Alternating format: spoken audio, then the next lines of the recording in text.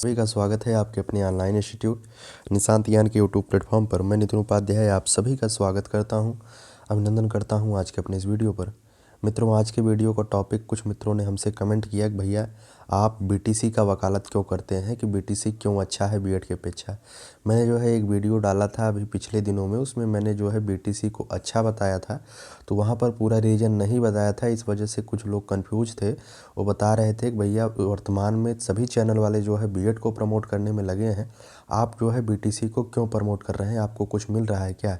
तो मैं आपको बता दूं, मुझे इससे कोई फ़ायदा नहीं है। मैं बीटीसी को क्यों प्रमोट कर रहा हूं, मुझसे इससे कोई मतलब नहीं है। मैंने आपसे पहले भी कहा था और आज भी कह रहा हूं कि मेरा जो मतलब है, मैं वो चीज़ें फैक्ट आपके सामने रखता हूं और इसके बाद निर्णय लेना आपके विवेक पर निर्धारित करता है। आप अपने विवेक से निर्णय लीजिए कि आप किस मैटर पर जाने वाले हैं, आपका भविष्य किस तरीके का होने वाला है। ठीक है, आपके कुछ कन्फ्यूजन है इस वीडियो में, टॉपिक बाय टॉपिक आपको पूरा करने का, उसे हटाने का प्रयत्न करेंगे और बीएड वर्सेज बीटीसी वर्तमान में क्या हाल है उसको भी हम बताने का प्रयास करेंगे।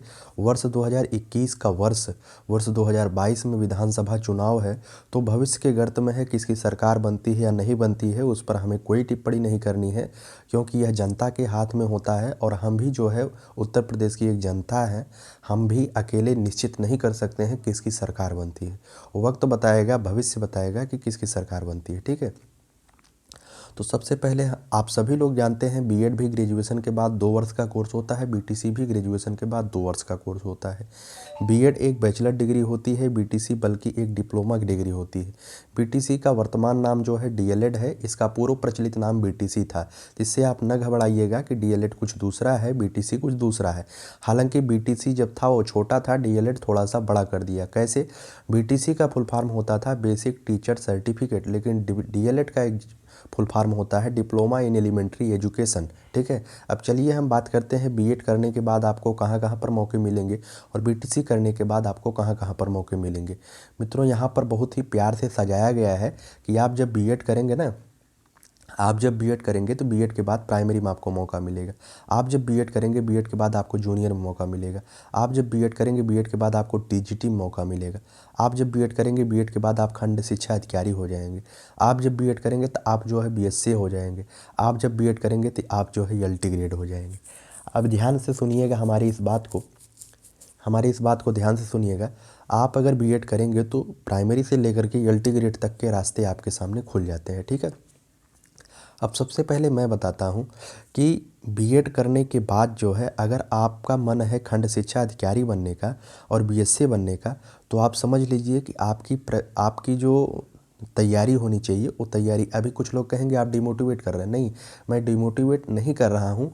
जिस चीज़ को मैं सिद्ध करने की कोशिश कर रहा हूँ उसी स्थिति में एक बीच में आने वाला एक तर्क है और इस तर्क को आपको स्वीकार करना पड़ेगा कि जो सत्य है उसे तो स्वीकार करना ही पड़ेगा। सत्य परेशान हो सकता है लेकिन पराजित नहीं हो सकता है।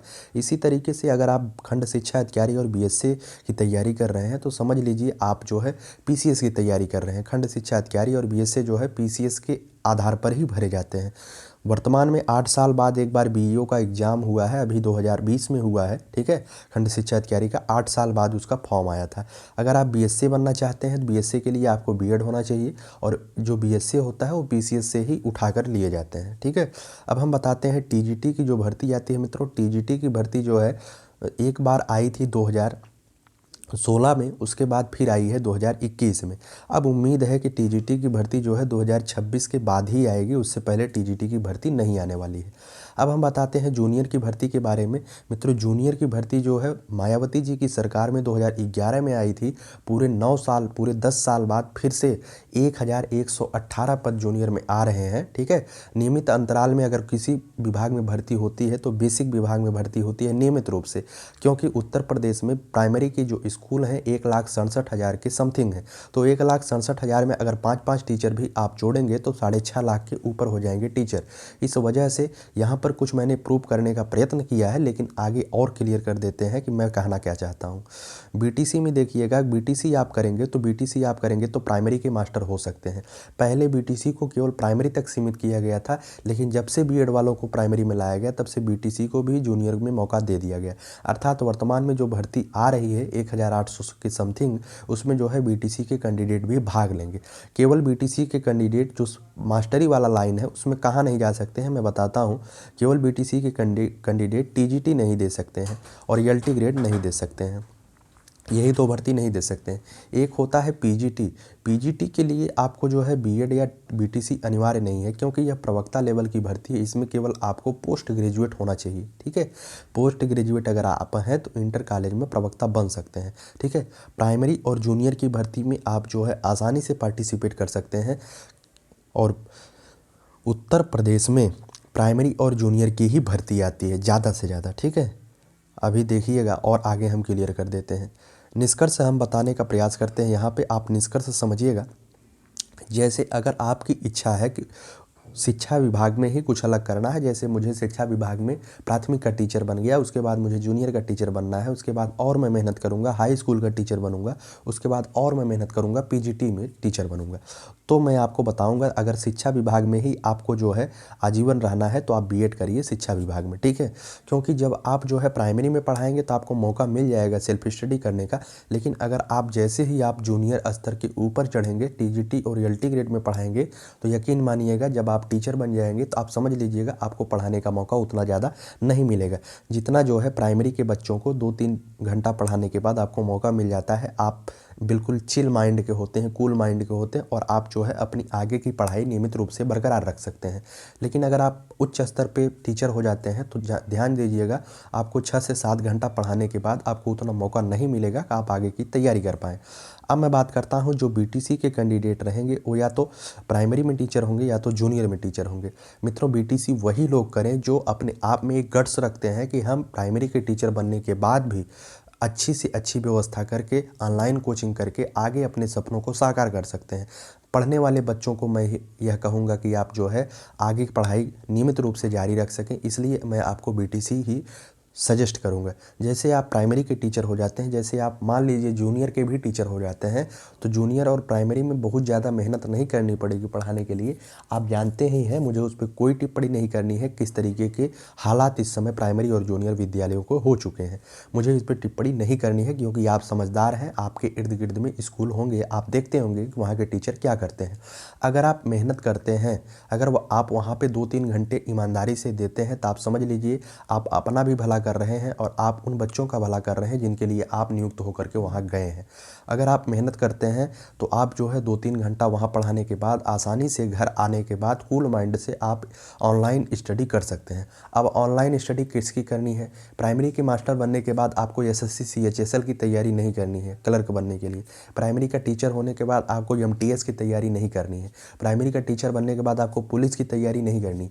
प्राइमरी का टीचर बनने के बाद आपको किसकी तैयारी करनी पड़ेगी? अगर आप चाहते हैं प्राइमरी के टीचर बन गए हैं, 50,000 आपकी 42-43,000 सैलरी है, तो आप तैयारी करेंगे पीसीएस की, आप तैयारी करेंगे आईएएस की, ठीक है, आप तैयारी करेंगे लोअर पीसीएस की, इन सब की तैयारी करेंगे, या यूपी ट्रिपल एससी में जो बड़े विभाग हैं उनकी तैयारी करेंगे। तो इसके लिए आपके पास होना चाहिए टाइम, सीधी सी बात, इसके लिए आपके पास होना चाहिए टाइम। अगर आपके पास टाइम रहेगा और दिन भर आप थकान नहीं रहेंगे, दिन भर आप थके हुए नहीं रहेंगे, तो शायद आप इन चीज़ों की तैयारी कर पाएंगे, ठीक है।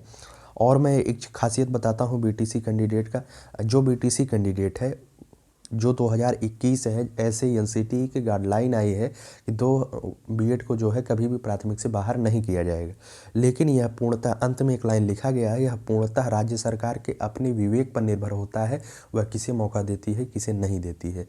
राजस्थान में जो है रीट के एग्जाम में प्राइमरी प्रथम वर्ग से जो है बीएड को बाहर कर दिया गया, क्योंकि वहाँ राज्य सरकार के विवेक पर निर्भर था, उसने बाहर कर दिया, तो कोई कुछ कर नहीं पाएगा। अगर बीएड को प्राथमिक से बाहर कर दिया जाता है तो आप जो है जल के बिना तड़फड़ाए हुए मछली के समान हो जाएंगे। अगर आप केवल आपके दिमाग में ऐसी मानसिकता है कि हम प्राथमिक में टीचर बन करके अपने भविष्य को सिक्योर करेंगे और आगे की पढ़ाई जारी रख करके इनका अच्छे से मेहनत करेंगे और जो है पीसीएस लेवल की कोई जॉब ले लेंगे, तो आप समझ लीजिएगा आपके लिए बीएड नहीं बना है। बीएड उनके लिए बना है जो शिक्षा क्षेत्र में ही अलग काम करना चाहते हैं। जैसे शिक्षा क्षेत्र में ही वो जो है उच्च लेवल पर जाना चाहते हैं, प्राइमरी से जूनियर, जूनियर से एलटी ग्रेड से टीचर, टीचर से पोस्ट ग्रेजुएट टीचर, इस तरीके के जो होने चाहते हैं उनके लिए बीएड बना हुआ है, ठीक है। लेकिन 2021 के बाद आने वाले 2022-23 में क्या स्थिति रहेगी, बीएड को अंदर रखा जाएगा या बाहर रखा जाएगा, इस पर कोई टिप्पणी नहीं करनी है। अंत में मैं आपको एक चीज़ यही सजेस्ट करना चाहूँगा, निर्णय आप अपने विवेक से लीजिएगा, किसी के कहने पर निर्णय मत लीजिएगा, ठीक है। अगर आपको किसी एक विषय में पढ़ाने की रुचि हो तो आप बीएड करिएगा, आप अपने विषय से हम आसानी से टीजीटी क्रैक कर ले जाएंगे। अगर आपका सपना कुछ आगे अलग करने का है, पीसीएस, आईएएस और अन्य सिविल एग्ज़ामों की तैयारी करने का है, तो आप बीटीसी करिएगा, क्योंकि आपको मौका मिल जाएगा। और मैंने बार बार कहा है कि जो निर्णय है हमारे ऊपर मत लीजिएगा, क्योंकि मेरा काम क्या है, मेरा काम है कि ज़्यादा से ज़्यादा मित्रों को जो है अवेयर करना, क्योंकि मैं अगर आपके साथ हूँ तो ज़्यादा से ज़्यादा आपको अवेयर करूँगा कि आप क्या करें, ठीक है। तो निर्णय आप अपने विवेक से लीजिएगा, अपने माता पिता के ऊपर रख के कीजिएगा, क्योंकि उनका क्या सपना है, कैसे है, ठीक है। तो और आप अपने माइंड से भी इसे सोच लीजिएगा कि आप कहाँ पर वैरी कर रहे हैं। ऐसा तो नहीं है कि आप बीटीसी करने के बाद प्राइमरी के टीचर नहीं बन सकते हैं। धन्यवाद आप सभी का। वीडियो अगर अच्छा लगता है तो सब्सक्राइब करें, लाइक करें और शेयर करें। धन्यवाद।